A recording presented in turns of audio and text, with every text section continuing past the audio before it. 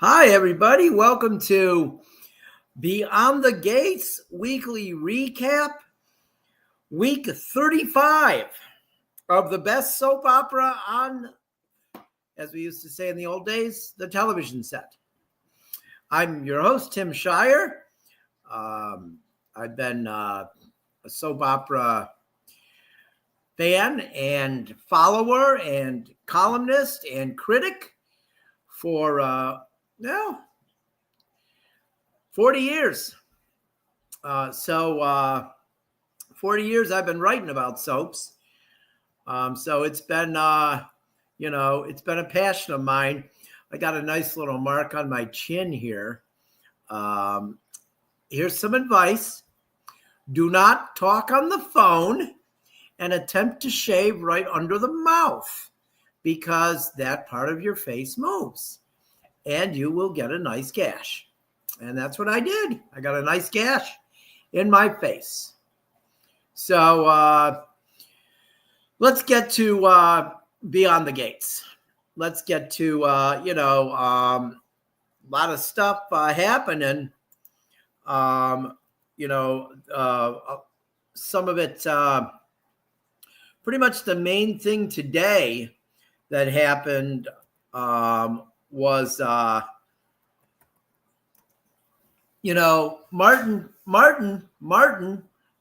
Dupree finally, Martin Richardson finally confronted Kat about the what Kat heard, what Samantha overheard Kat talking about as far as being a virgin and losing her virginity. And wow, it was quite the explosive exchange. And then Martin told Kat that Samantha was no longer going to work at Chelsea Cat. She was done because he can't trust her to be around her. And then, it got even worse when Kat admitted that she had caught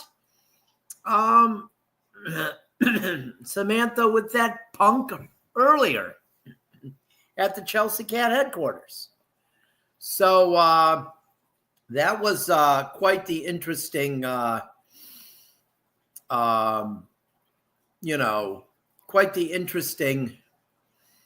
exchange there between them. And of course, Kat made herself out to be a victim because, Kat's always the victim. She's always the victim. Kat, one of the worst human beings I've ever seen on a soap opera. She was a victim, though. I mean, give me a break. But so that was, and then, he gets home and he tells Samantha she's no longer working at Chelsea Cat. And Samantha has a stroke about it. And she leaves and she tells Martin she hates him. Pretty hateful words from a teenager, but it's just the teenagers. Tells him she hates him. And she wishes he had never found her, when they adopted her. And she wishes she was somewhere else. And she leaves. But, that wasn't it for the Martin. It got worse for him. I would go with Alvin Kamara over Aaron Jones. But it got worse for Martin because I remembered the deal that Martin and Smitty had. They don't make any decisions on their own. And he did by telling Kat that Samantha wasn't going to work at Chelsea Cat anymore. So, now he's got, not only is Samantha pissed at him, Kat's pissed at him. Now Smitty's going to be mad at him again. And why, you can't even, go a couple weeks without, backing out on the deal. The deal was they make decisions together and, well, Martin made the decision on his own because Martin is a power-hungry person. Let's face it, Martin's a politician. He's a power-hungry person. So, but that was pretty much that. That was at the end of the show this week. Some of the other stuff that happened this week, we had, problems continued for Naomi and Jacob. Well, it's Jacob, but I like pronouncing it Jacob.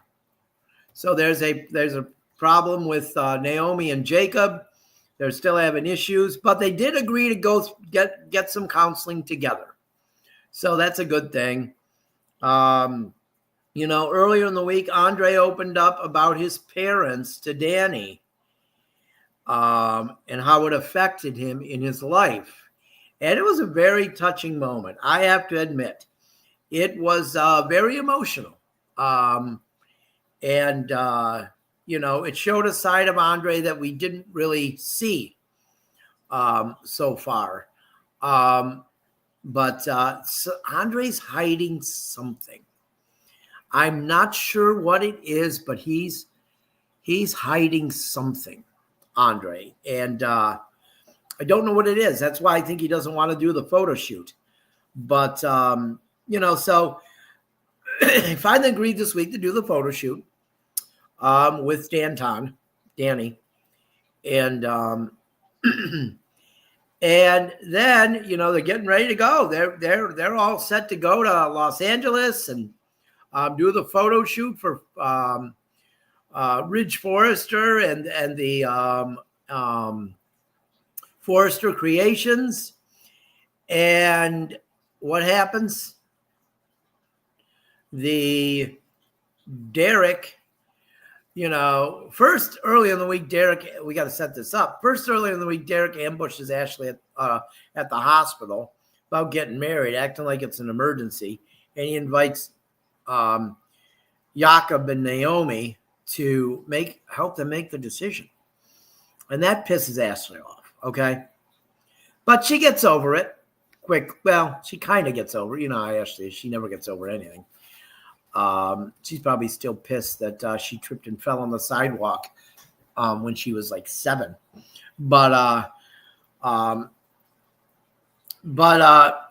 so that happened earlier in the week, and she was already, a little mad at Derek, and assuring Derek that she wants to marry him, But, Shenish and Jacob had already warned Derek that he had to tell Ashley that he had feeling in his legs. Well, what happens on, was it Wednesday? I believe it was Wednesday. Ashley comes home. Derek had just stood up. He was on the phone with Shenish because he wanted to tell her. So Ashley thinks he's been walking for months. So, of course, Ashley gives him the ring back, and, let's face it, she was only with Derek because she felt bad for him, and she felt guilty because she did still have feelings for Andre. So, selfish Ashley, who thinks she's the only damn person on the face of the earth, After Naomi told her, you better not pull a Haley and hurt my mom, what does she do? Immediately, when Naomi leaves, she texts Andre.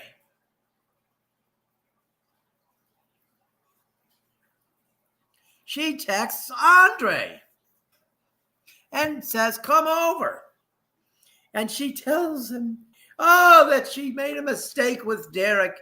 And she wishes that they could still get back together. Is there still a chance? And it was beautiful. Because Andre said, no way. Andre said, no way. I'm falling in love with my wife. And I'm about to go on a photo shoot with her. And he leaves. Whiny, crybaby, emotional wreck. Ashley, crying on her couch, all alone. exactly what she deserves. Exactly what she deserves. Because she got mad at Derek for lying. Well, she was lying to Derek the whole time, too. She was absolutely lying to Derek the whole time because she still was thinking about Andre. She was with Derek because he was paralyzed.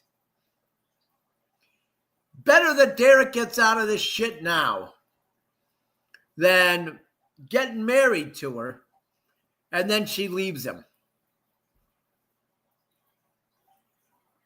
Because she would have. Because she's still pining for Andre. And I hope that Andre stays with Dani.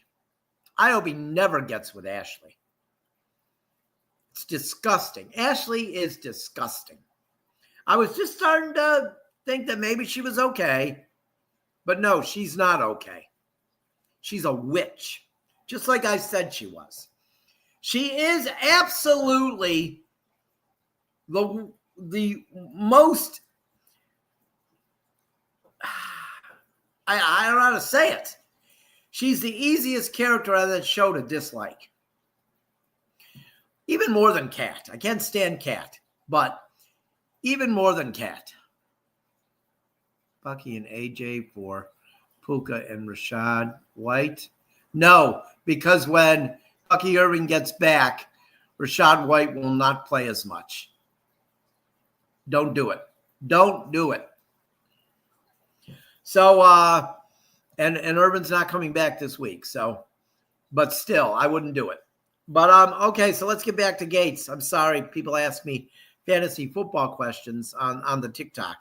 So, Derek, you know, I feel bad for Derek. You know, he was right all along. He knew why she got back with him. You know, it was all sympathy. You know, she's such a witch. Ashley's such a witch. She is definitely the least likable character on that show. Without a doubt, she is. I think it's her, then Kat, then Nicole. Her, Kat, Nicole. Those, to me, are the three least likable characters. You know, it's pretty bad when a woman who's planning on killing her husband for his money, Haley, isn't the most character that's easiest to dislike on the show. She's like fourth. Okay, so that's pretty bad. You know those other characters are really not likable. So, you know, of course, you know, even the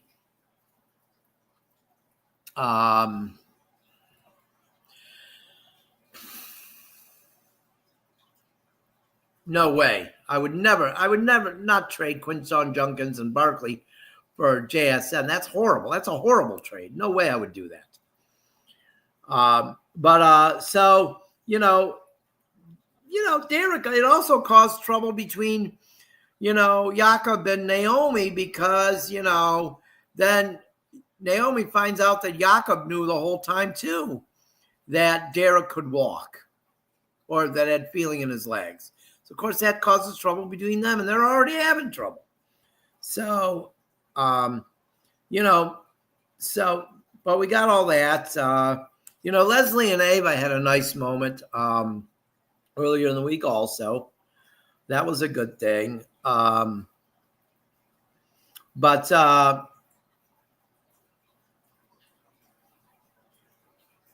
no, there's no way that I'm, Quentin Johnston. And, well, no, I'm not giving up Barkley for any receiver. Sorry, I'm not.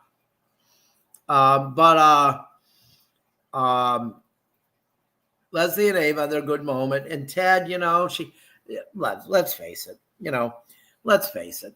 Leslie slash Dana is she's a little nuts. And she's never going to be fully there. So when she said she wants to be friends with Ted, you know, she's still thinking of more than that. So let's cool the jets here. Thinking that Leslie might just want to be friends with Ted. Yeah, that Leslie don't work that way, right? She don't work that way.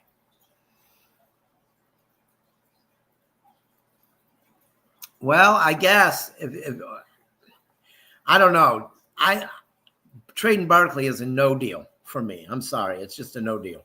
But so let me get back to this. You know, Ted was very happy when he found out that Nicole was inviting him to Winterfest. That was very nice. Of course, she told him he could bring a +1. I mean, give me a break, you know. And someone actually brought up to him, "Are you going to bring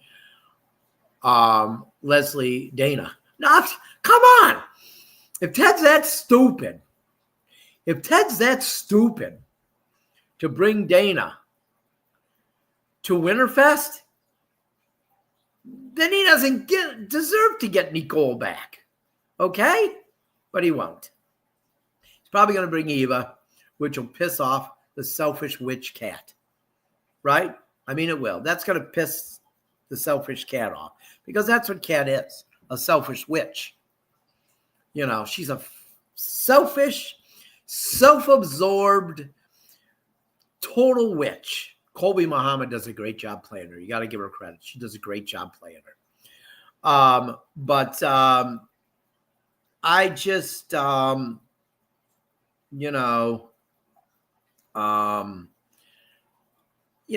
and Ted are going to get back together eventually. It might take a little longer than we think. I think the anniversary was in like May. It might take that long for them to get back together, but they'll get back together. They will, you know.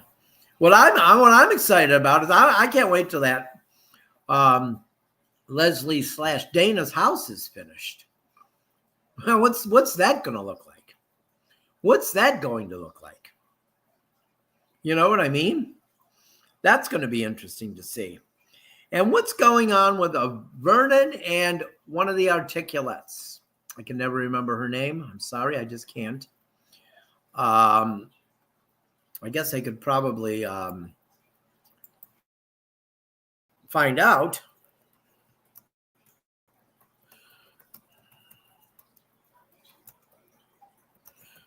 We're going to put it in right here. Articulates on Beyond the Gates. The Gates. Let's see. We got them. We've got Sharon and Tracy. So I believe that is Sharon who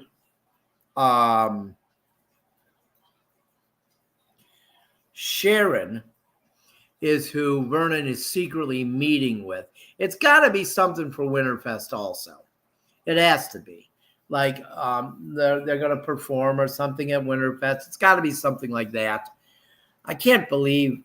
I just think it would be such a mistake by the producers and the writers if Martin was having an affair. It would be a huge mistake. So I don't think it's that. Of course, they want you to think that. But, I don't think that's what's happening. So, but that's been a little bit of a mystery type thing. They're trying to get going there. So we wonder about that. But I think that, we're going to find Joey Armstrong, of course, we found out this week, has a connection to Isaiah Hawthorne. I helped him out when he was younger. Let him go. Didn't hold him accountable. Didn't say you owe me this. Because, he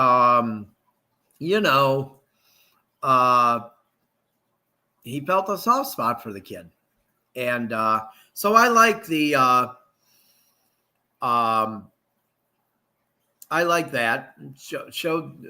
These characters are developing. Remember, they're developing as this time goes. So we're seeing more and more Joey still isn't very likable, but he's becoming a little more likable. But let's face it, he's a mobster, so he's not a good guy, you know. But that's pretty much what's going on. And I think that the show's in a good spot. You know, we're in November now, so a lot's going to happen because they always want to get the ratings up in November. So from what I hear, the show is doing better than the other two network shows at that time. So that's really good. From what I hear, it's beating General Hospital. So that's pretty good. But it's got to keep going, right? The great writing has to continue. I love the writing. The writing is so good. And I hope they're going to be on location. I hope they're going to be on location when they do the Forrester shoot. We will be covering the Fairport East Canton game tonight. My son and Sentinel reporter Tommy Shirer will be covering that game for the Sentinel. We'll have video highlights and a story later on tonight. But but I think that the show is in a great spot. I hope that they actually are on location in Los Angeles when they go to do the shoot with Forrester Creations. That would be nice. You know, show Dani and Andre maybe shopping on the, Rodeo Drive or something like that. That'd be awesome. So that's pretty much it for this week, though.